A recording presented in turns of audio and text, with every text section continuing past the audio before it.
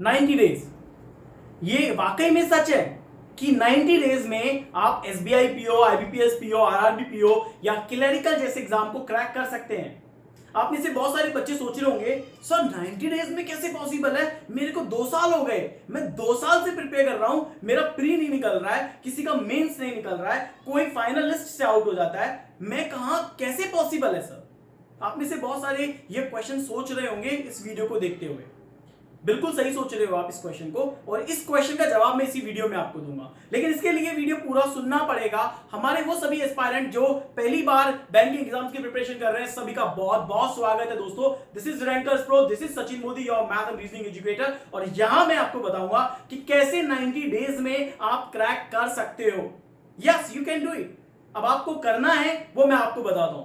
मैं इस वीडियो को अननेसेसरी लेंथी नहीं खींचने वाला हूं, तो मैं टू द पॉइंट बात करूंगा। एंड प्लीज आपसे जो जो क्वेश्चन करता जाऊंगा उन क्वेश्चन के जवाब आप मुझे कमेंट सेक्शन में देंगे।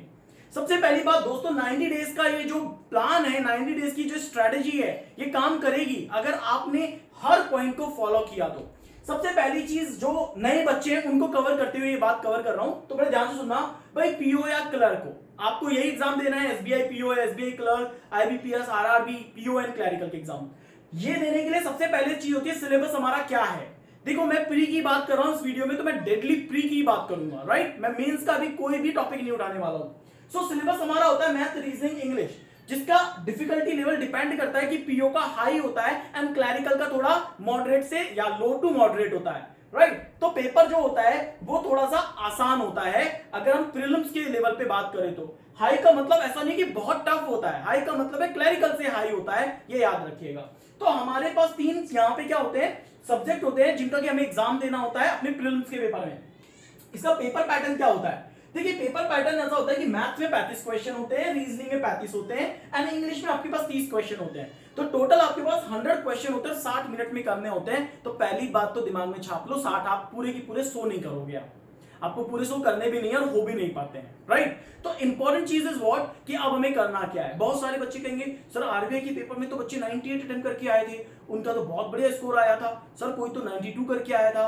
अरे वो आरबीआई असिस्टेंट का पेपर था इसलिए अच्छा था, and also depend on difficulty level. तो डिफिकल्टी लेवल पे डिपेंड करता ही है यार कि पेपर हाई है या लो है, राइट। तो लेकिन अगर एक चीज समझो, पेपर अगर लो होगा तो डेफिनेटली कट ऑफ भी अच्छी जाएगी और बच्चे अटेम्प्ट भी अच्छा करेंगे, है ना। तो हम अभी इस समय ऐसे पेपर की बात कर रहे हैं जो लास्ट ईयर आया है, उसके पेपर के पैटर्न पे हम बात कर रहे हैं। तो हमें हमारे पास हमारा जो प्री का सिलेबस है वो बिल्कुल कुछ इस तरीके से होता है भाई, जो हमें एग्जाम में देना है। अब करना क्या है, करनी कैसे है, हमारी तैयारी कैसे होगी, इसके बारे में तो सर हमने देख लिया, समझ लिया। चलिए मैं पॉइंट कवर करता हूं। सबसे पहली बात आपके आगे के, देखिए दोस्तों, अगर मैं अपने स्टडी प्लान की बात करूं, this is the study plan and this is the deadly study plan. मैं आपको बता रहा हूं ये बहुत अल्टीमेट स्टडी प्लान है, आप इसे फॉलो करिएगा, आपका बहुत बहुत अच्छा स्कोर होगा। और 3 महीने में ना आप भी ये कहेंगे सर मैंने बहुत वीडियो ऐसे देखे हैं जिसमें कहता है कि मैंने केवल 3 महीने में मैंने मेरे पहले अटेम्प्ट में एसबीआई पीओ निकाला, मैंने एसबीआई क्लरिकल निकाला।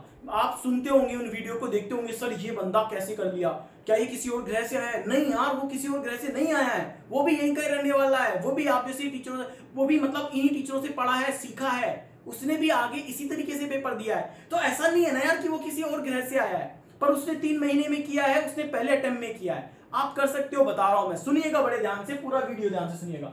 सबसे पहली बात ना यार गाइस, अपने आप के डेडलाइन दो। डेडलाइन अपने ड्रीम को मत दो, डेडलाइन अपने टारगेट को मत दो, डेडलाइन अपने एक्शन को दो, राइट। कि भाई मेरे को आज ये काम करना ही करना है, राइट। चाहे जो हो जाए, मेरे को आज अगर 4 पजल करनी है, अर्थमेटिक का ये टॉपिक करना है तो करना ही करना है, चाहे रात के 1 बज जाए, लेकिन करना करना है। उसको आपको बनाना पड़ेगा, डेडलाइन आपको देनी पड़ेगी। और वो जो टॉपर बनता है ना भाई, वो टॉपर डेडलाइन सेट करता है कि आज ये काम करना है, वो और किसी काम को प्रायोरिटी नहीं देता है। वो लाइफ के अंदर बिना बहुत सारी चीजें छोड़ देता है, वो उसको पता होता है ये मेरी डेडलाइन है, मुझे करना है, और वो करता है और वो सिलेक्शन लेके जाता है। समझ रहे हो इस बात को। तो सबसे पहली बात ना अपने आप को एक डेडलाइन दो कि भाई अगर मैंने ये बनाया है मैं इसको फॉलो करूंगा, और चाहे जो हो जाए, बीच में कितने डिस्ट्रक्शन आ जाए, बीच में चाहे कितने ही काम आ जाए, मैं सब छोड़ूंगा, पहले मेरे को ये करना है। समझ गए, ये पता होना चाहिए, पहले ये करना है। कमिटमेंट का नाम सुना है? कॉलेज में, स्कूल डेज में कहीं ना किसी से कोई ना कोई कमिटमेंट किया होगा, चाहे दोस्त होगा, दोस्त से भी कोई कमिटमेंट किया होगा। भाई कमिटमेंट करते तो क्या होता था, कमिटमेंट का मतलब क्या है? अब जो बोल दिया वो करूंगा। दोस्तों के बीच में आपकी कहीं ना कहीं कोई प्रोमिसेस होते थे, दैट्स कॉल्ड कमिटमेंट होता था। तो वो कमिटमेंट ना भाई आपको करना पड़ेगा। यहाँ पे सिलेक्शन लेना है ना, कम समय में लेना है ना, तो ये कमिटमेंट देना पड़ेगा, डेडलाइन देनी पड़ेगी अपने आप को कि भाई ये काम करना है मुझे। Second thing, chapter wise questions. देखिए यार, बहुत सारे बच्चे होते हैं जिनके टॉपिक वाइज वो अपने आप को तैयार कर रहे होते हैं, कुछ अपने आप को मिक्स में तैयार कर रहे होते हैं। अगर आपको लगता है कि भाई मेरा ये सेग्रीगेट कर लो पॉइंट को, ये मेरा वीक टॉपिक, ये मेरा स्ट्रॉन्ग टॉपिक, स्ट्रॉन्ग टॉपिक के ऊपर मेहनत करो, थोड़ी कम करो, वीक के ऊपर ज्यादा मेहनत करो, वीक के चैप्टर वाइज क्वेश्चन ज्यादा करो, वीक के जो भी डिफरेंट डिफरेंट पैटर्न है उसके ऊपर ज्यादा मेहनत करो। तो सबसे पहली बात ना यार दोस्त, आपको ये चैप्टर वाइज क्वेश्चन करने ही करने हैं। दुनिया भर की पीडीएफ से वहां से आपको मैं बता दूंगा, अदरवाइज कहीं कहीं जाने की जरूरत नहीं है। मैं आपको पीडीएफ के सोर्सेज दूंगा, वहां से पीडीएफ उठाओ, दुनिया भर की पीडीएफ लगाओ और दिन भर प्रैक्टिस कर लो जितना आप कर सकते हो।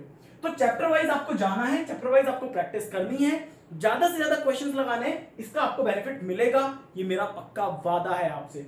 तीसरा, प्रीवियस ईयर पेपर। देखो बहुत जरूरी है प्रीलिम्स के अंदर ये, नहीं तो क्या होता है कई बार आप बहुत अननेसेसरी टफ पढ़ रहे होते हैं जिसका कोई कनेक्शन ही नहीं है प्री से, और कई बार आप बिल्कुल ही इजी पढ़ रहे होते हैं जिसका भी कोई कनेक्शन नहीं होता है। तो प्रीवियस ईयर क्वेश्चन जो है ये आपको ये बता देगा कि भाई इस पैटर्न के क्वेश्चन आते हैं और इस लेवल पे आपको तैयार करना होता है, राइट। तो आपको ये करना पड़ेगा, अपना प्रीवियस ईयर जो पेपर है ना यार, उसको देखिए, मेमोरी बेस आप गूगल पे सर्च करो ना यार, गूगल बाबा के पास बहुत कुछ है देने के लिए। आप एक बार सर्च करो, वहां से डाउनलोड करो, प्रीवियस ईयर पेपर क्वेश्चन को समझ लो और उसके अकॉर्डिंग अपने आप को तैयार करना स्टार्ट करो, बहुत जरूरी है ये। इसके बाद इंटरलिंक चैप्टर, ये बहुत इंपॉर्टेंट पॉइंट है। आज तक शायद इससे पहले किसी ने भी इस पॉइंट को समझा नहीं है, समझाया नहीं, पर मैं आपको समझाता हूं इंटरलिंक क्या होता है। देखो दोस्तों, इंटरलिंक एक ऐसा वर्ड है जिसका कि कहीं ना कहीं कोई ना कोई कनेक्शन है। जैसे मैथ्स में परसेंटेज है, अप्रोक्सीमेशन ले लो, सिंप्लीफिकेशन ले लो, चाहे कोई डीआई का क्वेश्चन ले लो, परसेंटेज कहीं पे भी घुस जाएगा। इंटरलिंक है परसेंटेज, तो परसेंटेज का मतलब एक मेन टॉपिक हो गया।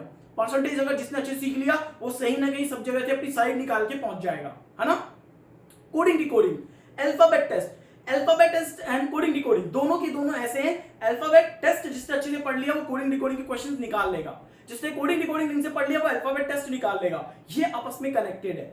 Sitting arrangement and puzzle, sitting arrangement जिसमें सिटिंग होती है, सर्कल, लाइन, ट्राइंगल, है ना। और पजल क्या होता है, 6 लोग 6 महीने में कहीं जा रहे हैं, घूमने जा रहे हैं, दैट इज कॉल्ड।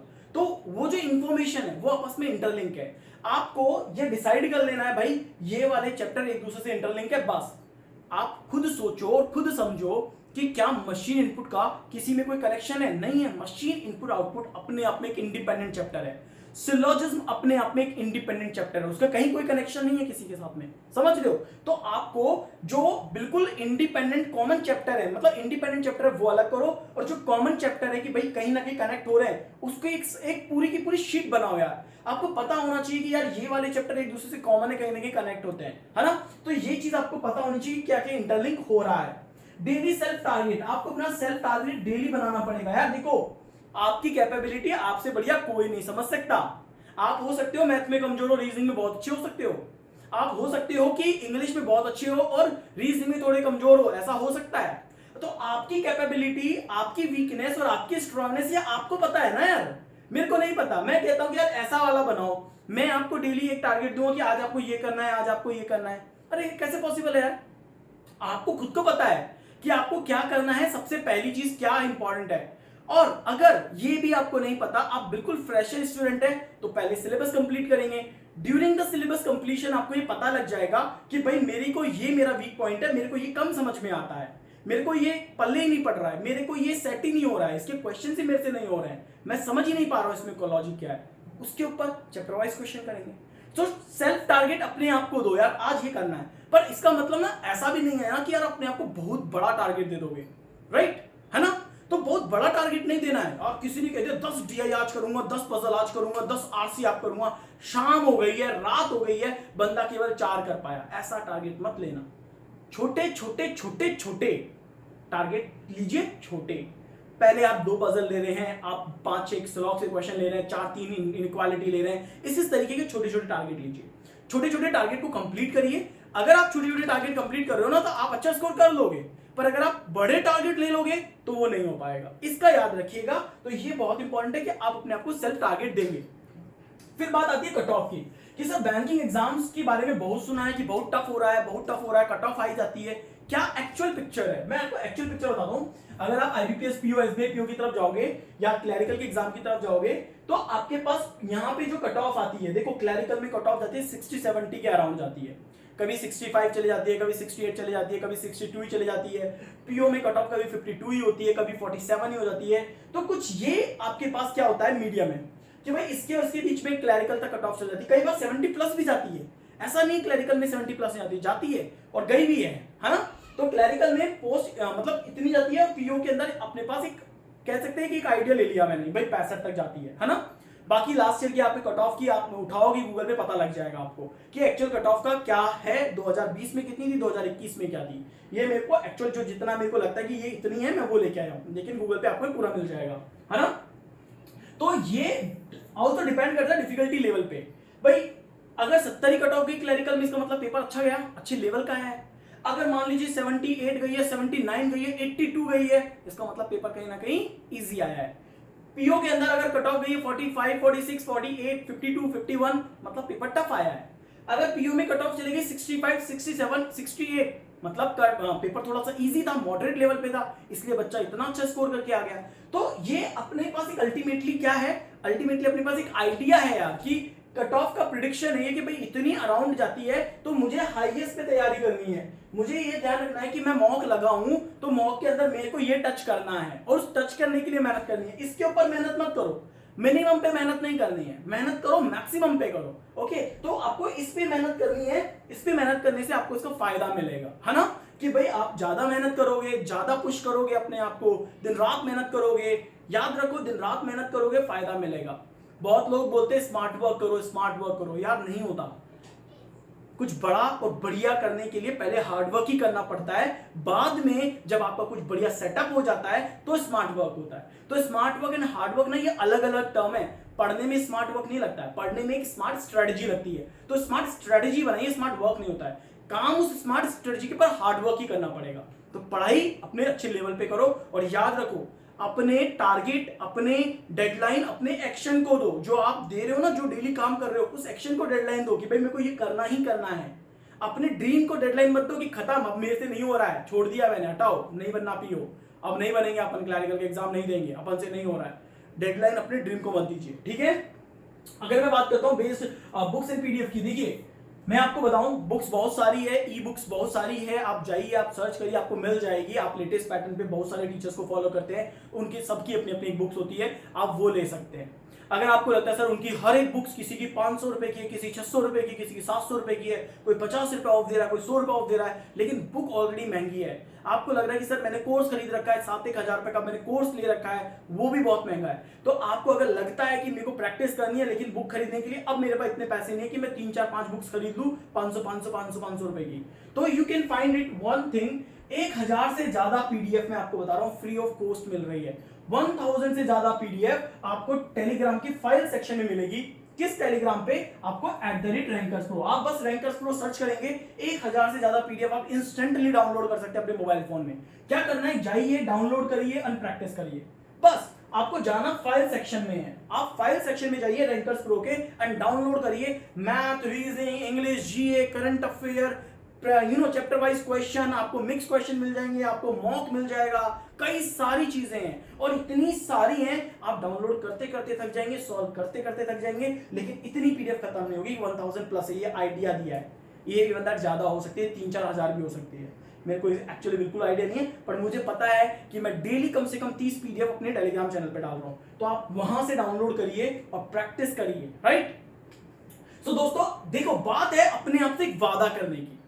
आपको अगर लगता है कि यू कैन डू इट, अगर आपको लगता है कि मैं 90 डेज में करके दिखाऊंगा, तो जस्ट आप अपने आप से एक वादा करिए, the next 90 days will be the best day of my life. ये आपको कमेंट सेक्शन में लिखना है, आपको बोलना है, अपने आप से वादा करना है कि ये 90 दिन मेरी जिंदगी के सबसे बेहतरीन दिन होंगे। इस तरह की पढ़ाई करूंगा कि मुझे पूरी जिंदगी याद रहेंगे कि मैंने क्या 90 दिन पढ़ाई करी थी, मैंने क्या जी जान लगा दिए थे, मैंने हर चीज छोड़ दी थी अपनी लाइफ के अंदर, केवल और केवल 90 डेज को फोकस किया था। आप अपने 90 डेज को फोकस करिए, अपने आप से एक वादा करिए, the next 90 days will be the best day of my life, और इसे प्रूफ करिए। और इसे प्रूफ अगर आपने कर लिया, अगर आपने सही तरीके से स्टडी कर ली, तो मैं आपको बता रहा हूं इस 90 डेज में आप अपने आप को पीओ और क्लरिकल की पोस्ट पे देखेंगे। अगर वीडियो अच्छा लगे वीडियो लाइक करिएगा, शेयर करिएगा, कमेंट जरूर करना है और जरूर बताना है एंड ये जरूर लिखना है कि सर मैं प्रॉमिस करता हूं the next 90 days will be the best day of my life. ये आपको कमेंट सेक्शन में लिखना है, राइट? और मेरे बहुत सारे वीडियोस हैं जो अपलोड होने वाले हैं आने वाले दिनों में, तो उन्हें आप डाउनलोड भी कर सकते हो और चैनल को सब्सक्राइब जरूर कर लीजिएगा। Thank you.